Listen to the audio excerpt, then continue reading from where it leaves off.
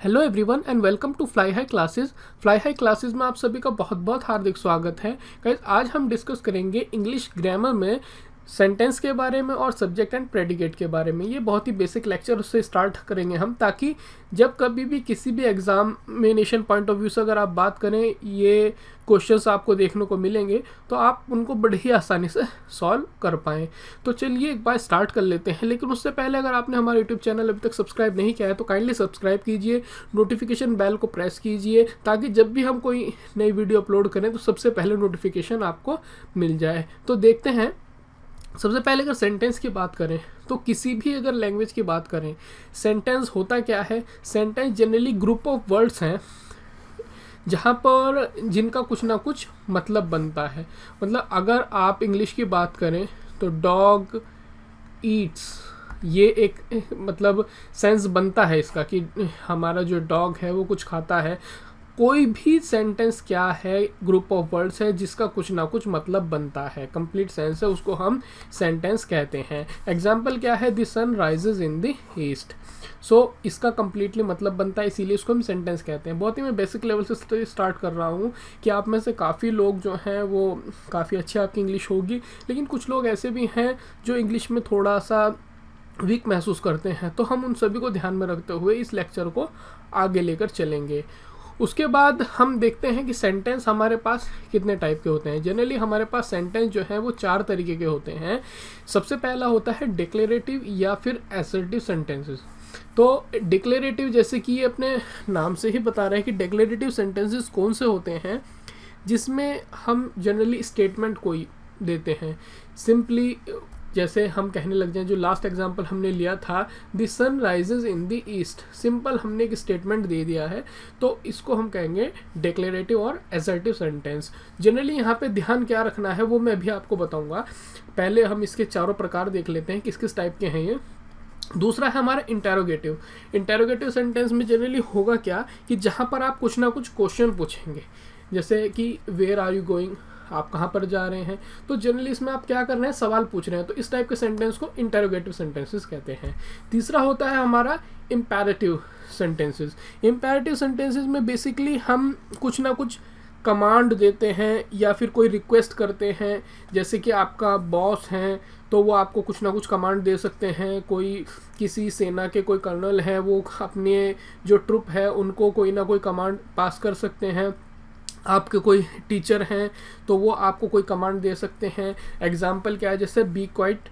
तो इस तरीके से इन तरीके के सेंटेंसेस को हम कहते हैं इम्पेरेटिव सेंटेंसेस।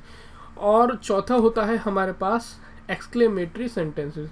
तो ये किस टाइप के सेंटेंसेस होते हैं, ये जनरली वो सेंटेंसेस होते हैं जिनमें हम कोई फीलिंग या स्ट्रॉन्ग फीलिंग जो है वो हम एक्सप्रेस करते हैं। जैसे हम कहने लगे हैं व्हाट अ शेम, कितनी शर्मनाक बात है, या व्हाट अ ब्यूटीफुल। ये इस टाइप के सेंटेंसेस को हम एक्सक्लेमेटरी सेंटेंसेस कहते हैं, जहाँ पर जनरली हम कोई ना कोई स्ट्रॉन्ग फीलिंग पास करते हैं। अब यहाँ पे ध्यान में रखने वाली बात क्या है कि आपको देखना है पंक्चुएशन मार्क को। यहाँ पे अगर हम डिक्लेरेटिव की बात करें तो यहाँ पर आप देखिए पंक्चुएशन मार्क एंड में है फुल स्टॉप, ठीक है। उसके बाद अगर आप इंटरोगेटिव सेंटेंसेस को देखेंगे तो यहाँ पर पंक्चुएशन है आपका क्वेश्चन मार्क। इसी तरीके से इम्पेरेटिव में भी आपका फुल स्टॉप है, और यहाँ पर देखेंगे तो आपका पंक्चुएशन मार्क है ये। तो आपको जनरली ध्यान में यही रखना है, उससे आपको काफ़ी आइडिया हो जाएगा। कई बार बिल्कुल ही जो लोअर लेवल के एग्ज़ाम होते हैं उनमें पंक्चुएशन मार्क से रिलेटेड भी क्वेश्चन आ जाते हैं। तो ये आपको एक बहुत ही बेसिक चीज़ है जो इंग्लिश स्टार्ट करने से पहले आप सभी को पता होनी चाहिए। उसके बाद हम बात करेंगे सब्जेक्ट एंड प्रेडिकेट के बारे में। अब जैसे कि अभी हमने पीछे आपको बताया है कि सेंटेंस होता क्या है। अब कोई भी सेंटेंस है आपका, हर एक सेंटेंस के आपके 2 पार्ट्स होते हैं। पहला पार्ट क्या होता है, एक होता है सब्जेक्ट, दूसरा होता है आपका प्रेडिकेट। अब सब्जेक्ट क्या होता है, सब्जेक्ट कोई भी आपका पर्सन हो सकता है, कोई प्लेस हो सकता है, कोई भी थिंग हो सकती है, जिसके बारे में हम उस पूरे सेंटेंस में बात करने वाले हैं। इन सिंपल वर्ड आप ये समझ लीजिए, कोई भी व्यक्ति, कोई भी जगह या कोई भी आप क्या चीज़ है उसको हम कहेंगे सेंटेंस, जिसके बारे में बात करने वाले हैं। प्रेडिकेट क्या होता है, प्रेडिकेट वही है आपका सिंपली कि सब्जेक्ट क्या करेगा, ठीक है, यही जो मैंने बताया है कि सब्जेक्ट क्या करने वाला है। तो generally a predicate tells what this subject is और डज। सिंपल ये है आपका। एग्जाम्पल अगर हम लें तो एग्जाम्पल है आपका Shimla is a favourite vacation spot. So यहाँ पर अगर आपको सब्जेक्ट और प्रेडिकेट पता करना है तो इसमें आपको सिंपली किसके बारे में बात हो रही है, कोई ना कोई प्लेस है, तो प्लेस क्या है आपकी शिमला, और इसके बारे में बात क्या हो रही है, is a favourite vacation spot. ठीक है, तो जनरली हम बात क्या कर रहे हैं, शिमला हमारा हो गया है सब्जेक्ट और ये पूरा हो गया हमारा प्रेडिकेट। तो होप कि आपको क्लियर हुआ होगा कि सब्जेक्ट और प्रेडिकेट में जनरल डिफरेंस क्या होता है। ये बेसिक चीज़ें आपको पता लगानी बहुत ज़रूरी है, क्योंकि जब यही सेंटेंस करेक्शन के हमारे पास क्वेश्चन आते हैं तो छोटी छोटी गलतियों के कारण ही हम उन क्वेश्चंस को सॉल्व नहीं कर पाते हैं, जिससे इंग्लिश में जो हमारी मेरिट है वो काफ़ी डाउन जाती है। तो होप ये सब आपको काफ़ी हद तक क्लियर हुआ होगा। उसके बाद है हमारा कि एक इम्पॉर्टेंट मार्क आपको यहाँ पे बता दूँ मैं, वो ये है कि इम्पेरेटिव सेंटेंसेस में सब्जेक्ट नहीं होता है। सिंपली ये कह सकते हैं आप। जैसे यहाँ पर हम इम्पेरेटिव सेंटेंस, मैंने पीछे बताया आपको, कह देते हैं सिट डाउन, किसी को हम ऑर्डर कर रहे हैं सिट डाउन, बी क्वाइट।